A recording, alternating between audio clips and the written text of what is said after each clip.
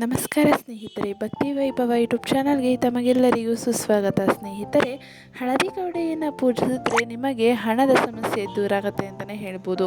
ಹೌದು, ಹಳದಿ ಕವಡೆಯನ್ನು ಈ ರೀತಿ ನೀವು ಪೂಜೆ ಮಾಡಿದ್ದೇ ಆಗಿದ್ದಲ್ಲಿ ಸಂಪತ್ತಿನ ಸರಳ ಮಾರ್ಗವನ್ನು ನೀವು ತಂದ್ಕೋಬೋದು ಅಥವಾ ಹಣಕಾಸಿನ ಸಮಸ್ಯೆಯಿಂದ ದೂರ ಹೋಗ್ಬೋದು ಅಂತಲೇ ಹೇಳ್ಬೋದು. ಹಾಗಿದ್ರೆ ವಿಡಿಯೋ ಮೂಲಕ ಏನು ಅಂತ ತಿಳ್ಕೊಳ್ಳೋದಕ್ಕಿಂತ ಮುಂಚೆ ದಯವಿಟ್ಟು ಚಾನಲನ್ನು ಸಬ್ಸ್ಕ್ರೈಬ್ ಮಾಡ್ಕೊಳ್ಳಿ. ವಿಡಿಯೋ ಇಷ್ಟ ಆಯಿತು ಅಂದರೆ ವಿಡಿಯೋಗೆ ಲೈಕ್ ಮಾಡಿ, ಶೇರ್ ಮಾಡಿ, ಕಮೆಂಟ್ ಮಾಡಿ. ಕಮೆಂಟ್ ಬಾಕ್ಸ್ನಲ್ಲಿ ನಿಮಗೆ ಇಷ್ಟವಾದ ದೇವರ ಹೆಸರನ್ನು ಕಮೆಂಟ್ ಮಾಡಿ ಅಥವಾ ಓಂ ಮಹಾಲಕ್ಷ್ಮೀ ನಮಃ ಎಂದು ಕಮೆಂಟ್ ಮಾಡಿ.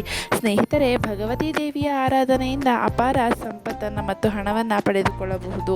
ಹಣವನ್ನು ಪಡೆದುಕೊಳ್ಳಲು ತಾಯಿ ಭಗವತಿಯನ್ನು ಹೇಗೆ ಪೂಜಿಸಬೇಕು, ಹಣದ ಸಮಸ್ಯೆಗೆ ಪರಿಹಾರ ಏನು ಅಂತ ನೋಡೋದಾದರೆ, ತಾಯಿ ಭಗವತಿ ದೇವಿಯನ್ನು ಪ್ರಾಮಾಣಿಕ ಹೃದಯದಿಂದ ಪೂಜಿಸಿದಾಗಲೆಲ್ಲ ಅವಳು ನಮ್ಮ ಆಸೆ ಎಂಬ ಚೀಲವನ್ನು ತುಂಬಿಸುತ್ತಲೇ ಇರುತ್ತಾಳೆ.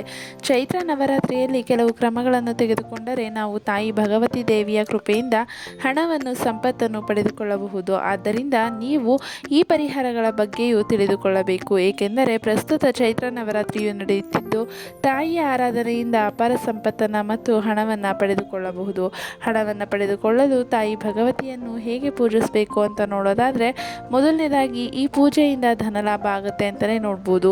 ಜೀವನದಲ್ಲಿ ಯಾವುದೇ ಸಮಸ್ಯೆಯಿಂದ ಪರಿಹಾರ ಪಡೆಯಲು ನೀವು ಈ ಪರಿಹಾರವನ್ನು ತಾಯಿಯ ದಿನದಲ್ಲಿ ಮಾಡಬಹುದು. ಅಂದರೆ ಕೆಲವು ನವರಾತ್ರಿಗಳಲ್ಲಿ ಮಾತ್ರ ಮಾಡಬಹುದು. ಆದರೆ ನೀವು ಯಾವುದೇ ಹಣಕಾಸಿನ ಸಮಸ್ಯೆಯೊಂದಿಗೆ ಹೋರಾಡುತ್ತಿದ್ದರೆ ಚೈತ್ರ ನವರಾತ್ರಿಯಲ್ಲಿ ಲಕ್ಷ್ಮೀ ದೇವಿಯನ್ನು ಮೆಚ್ಚಿಸಲು ಕವಡೆಗಳನ್ನು ಪೂಜಿಸಿ. ಅದನ್ನು ಅವಳ ಸಂಕೇತವೆಂದು ಪರಿಗಣಿಸಲಾಗುತ್ತದೆ.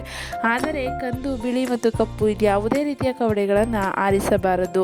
ಆದರೆ ನಿಮ್ಮ ಆರ್ಥಿಕ ಸಮಸ್ಯೆಗೆ ಅನುಗುಣವಾಗಿ ಹಳದಿ ಬಣ್ಣದ ಕವಡೆಯನ್ನು ಬಳಸಿ. ಇಲ್ಲದಿದ್ದರೆ ಅದರ ಪ್ರಯೋಜನವನ್ನು ಪಡೆದುಕೊಳ್ಳಲು ಸಾಧ್ಯವೇ ಇಲ್ಲ ಅಂತ ಹೇಳ್ತಾರೆ. ಹಾಗೆ ಬಂದು ಅದರಿಂದ ಏನಾಗುತ್ತೆ, ಅದು ತುಂಬಾ ವಿಶೇಷವಾಗಿದೆ ಅಂತಲೇ ಹೇಳ್ಬೋದು. ಯಾಕೆ ಅಂದರೆ ಸಮುದ್ರ ಮಂಥನದ ಸಮಯದಲ್ಲಿ 14 ಬಗೆಯ ಆಭರಣಗಳನ್ನು ಸ್ವೀಕರಿಸಲಾಯಿತು. ಇವುಗಳಲ್ಲಿ ಒಂದು ಕವಡೆಯಂತೆ 5 ಮುಖದ ಶಂಖ. ಆರಂಭಿಕ ಅವಧಿಯಲ್ಲಿ ಕವಡೆಯನ್ನು ಸಹ ಹಣವಾಗಿ ಬಳಸಲಾಗುತ್ತಿತ್ತು. ಆದರೆ ಕ್ರಮೇಣ ಹಣದ ಸ್ವರೂಪವು ಬದಲಾಯಿತು ಅಂತಲೇ ಹೇಳ್ಬೋದು. ತಂತ್ರದಲ್ಲಿ ಕವಡೆಗಳಿಗೆ ವಿಶೇಷ ಪ್ರಾಮುಖ್ಯತೆಯನ್ನು ನೀಡಲಾಗಿದೆ. ಕವಡೆಯು ಸಮುದ್ರ ಮಂಥನದ ಸಮಯದಲ್ಲಿ ಸಿಕ್ಕ ರತ್ನವಾದ್ದರಿಂದ ಅದರ ಮಹತ್ವ ಹೆಚ್ಚಾಗಿದೆ ಅಂತಲೇ ಹೇಳ್ಬೋದು. ಹಾಗೆ ಬಂದು ಹಣದ ಸಮಸ್ಯೆಗಳನ್ನು ನಿಮಿಷಗಳಲ್ಲಿ ಪರಿಹಾರ ಕೂಡ ಮಾಡುತ್ತೆ ಅಂತಲೇ ಹೇಳ್ಬೋದು. ನಿಮ್ಮ ಬಳಿ ಹಣವಿಲ್ಲದಿದ್ದರೆ, ಅಂದರೆ ಎಲ್ಲ ಕಠಿಣ ಪರಿಶ್ರಮದ ನಂತರ ನೀವು ಹಣದ ಪ್ರಯೋಜನವನ್ನು ಪಡೆಯದೇ ಇದ್ದರೆ ಈ ಪರಿಸ್ಥಿತಿಯಲ್ಲಿ ಹಳದಿ ಬಣ್ಣದ ಕವಡೆಯನ್ನು ಬಳಸಬೇಕಾಗತ್ತೆ. ಇದಕ್ಕಾಗಿ ನೀವು ಚೈತ್ರ ನವರಾತ್ರಿಯಲ್ಲಿ ಲಕ್ಷ್ಮೀ ದೇವಿಯನ್ನು ಪೂಜಿಸಿದ ನಂತರ ಹಳದಿ ಬಣ್ಣದ 7 ಕವಡೆಗಳನ್ನು ಹಳದಿ ಬಣ್ಣದ ಬಟ್ಟೆಯಲ್ಲಿ ಕಟ್ಟಿ ಇದರ ನಂತರ ಅದನ್ನು ತಿಜೋರಿಯಲ್ಲಿ ಅಥವಾ ಹಣ ಇಡುವ ಸ್ಥಳದಲ್ಲಿ ಇರಿಸಬೇಕಾಗತ್ತೆ. ಅಲ್ಲದೆ ನಿಮ್ಮ ಜೀವನದಲ್ಲಿ ಸಂಪತ್ತು ಮತ್ತು ಸಮೃದ್ಧಿಗಾಗಿ ಪ್ರಾರ್ಥಿಸಲು ಲಕ್ಷ್ಮೀ ದೇವಿಯನ್ನು ಪ್ರಾರ್ಥನೆ ಮಾಡಬೇಕಾಗತ್ತೆ. ಹಾಗೆ ಈ ಒಂದು ವಿಶೇಷ ಬಣ್ಣದ ಕವಡೆಗಳನ್ನು ಕೂಡ ಇರಿಸ್ಬೋದು ಅಂತಲೇ ಹೇಳ್ತಿದ್ದಾರೆ.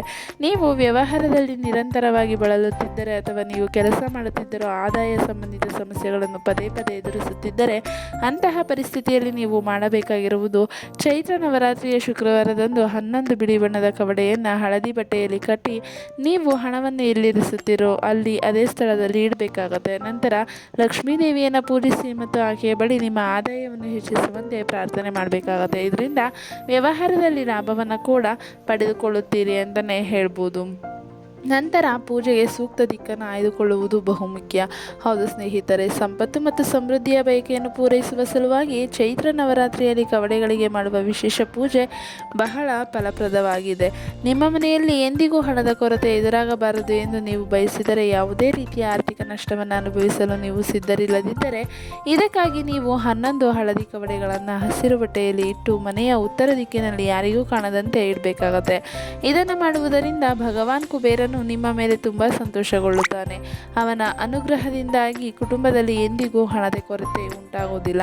ಆದರೆ ಅವುಗಳ ಬಗ್ಗೆ ಯಾರಿಗೂ ಹೇಳಬಾರದು ಮತ್ತು ಯಾರಿಗೂ ತೋರಿಸಬಾರದು ಎಂಬುದನ್ನು ನೀವು ಗಮನದಲ್ಲಿ ಇಟ್ಕೋಬೇಕಾಗತ್ತೆ. ಹಾಗೆ ಕವಡೆ ಹಣದ ಲಾಭವನ್ನು ನೀಡುವುದರೊಂದಿಗೆ ವಿಶೇಷ ಲಾಭವನ್ನು ಕೂಡ ನೀಡುತ್ತೆ ಅಂತಲೇ ಹೇಳ್ಬೋದು. ಕವಡೆಗಳು ಸಮೃದ್ಧಿಯನ್ನು ತರುವುದಲ್ಲದೆ ನಕಾರಾತ್ಮಕತೆಯನ್ನು ತೆಗೆದುಹಾಕುತ್ತವೆ. ಇದಕ್ಕಾಗಿಯೇ ಹಳದಿ ಬಣ್ಣದ 11 ಕವಡೆಗಳನ್ನು ಕೆಂಪು ಬಟ್ಟೆಯಲ್ಲಿ ಕಟ್ಟಿ ಮನೆಯ ಮುಖ್ಯ ಬಾಗಿಲಿಗೆ ತೂಗಿ ಹಾಕಬೇಕಾಗತ್ತೆ. ಹಾಗೆ ಮಾಡಿದ್ರೆ ಮಾಡೋದ್ರಿಂದ ಮನೆಯಲ್ಲಿ ಸಂಪತ್ತು ಮತ್ತು ಸಮೃದ್ಧಿ ಬರುತ್ತೆ. ಹಾಗೆಯೇ ಅದು ಕೆಟ್ಟ ಕಣ್ಣುಗಳಿಂದ ರಕ್ಷಿಸುತ್ತೆ. ನಕಾರಾತ್ಮಕತೆಯನ್ನು ತೆಗೆದುಹಾಕಲು ಇದು ಅರ್ಥಪೂರ್ಣ ಮಾರ್ಗವೆಂದು ಹೇಳಲಾಗುತ್ತೆ ಅಂತಲೇ ಹೇಳ್ಬೋದು. ನೋಡಿದ್ರಲ್ಲ ಸ್ನೇಹಿತರೆ, ಕವಡೆಯಲ್ಲಿ ಎಷ್ಟೆಲ್ಲ ಉಪಯೋಗ ಇದೆ. ಲಕ್ಷ್ಮೀ ದೇವಿಯ ಒಂದು ಸಂಕೇತ ಅಂತಲೇ ಹೇಳ್ಬೋದು. ನೀವು ಕವಡೆಯನ್ನು ಪೂಜಿಸಿದೆ ಆಗಿದ್ದಲ್ಲಿ ಸಂಪತ್ತು, ಸಮೃದ್ಧಿ, ಹಣದ ಮಳೆ ನಿಮಗೆ ಬರುತ್ತೆ ಅಂತಲೇ ಹೇಳ್ಬೋದು. ಅದರಲ್ಲೂ ನೀವು ಕಷ್ಟಪಟ್ಟಿದ್ದಂತೂ ಯಥೇಚ್ಛವಾಗಿ ಖರ್ಚಾಗೋದು ಆದಷ್ಟು ಕಡಿಮೆ ಆಗುತ್ತೆ ಅಂತಲೇ ಹೇಳ್ಬೋದು. ಹಣದ ಉಳಿತಾಯದ ಮೂಲಗಳು ಕಂಡು ಬರುತ್ತೆ ಅಂತಲೇ ಹೇಳ್ಬೋದು. ಸ್ನೇಹಿತರೆ, ನೋಡಿದ್ರಲ್ಲ, ಈ ಒಂದು ಮಾಹಿತಿ ನಿಮಗೆ ಇಷ್ಟ ಆಗಿದೆ ಅಂತ ಅಂದ್ಕೊತೀನಿ. ಇಷ್ಟ ಆಗಿದ್ರೆ ವಿಡಿಯೋಗೆ ಲೈಕ್ ಮಾಡಿ, ಶೇರ್ ಮಾಡಿ, ಕಮೆಂಟ್ ಮಾಡಿ. ಕಮೆಂಟ್ ಬಾಕ್ಸ್ನಲ್ಲಿ ನಿಮಗೆ ಇಷ್ಟವಾದ ದೇವರ ಹೆಸರನ್ನು ಕಮೆಂಟ್ ಮಾಡಿ ಅಥವಾ ಓಂ ಮಹಾಲಕ್ಷ್ಮಿ ನಮಃ ಎಂದು ಕಮೆಂಟ್ ಮಾಡಿ. ಸ್ನೇಹಿತರೆ, ವಿಡಿಯೋ ವೀಕ್ಷಿಸಿದ್ದಕ್ಕಾಗಿ ಧನ್ಯವಾದಗಳು. ಹಾಗೆ ಚಾನಲನ್ನು ದಯವಿಟ್ಟು ಸಬ್ಸ್ಕ್ರೈಬ್ ಮಾಡ್ಕೊಳ್ಳಿ. ಧನ್ಯವಾದಗಳು.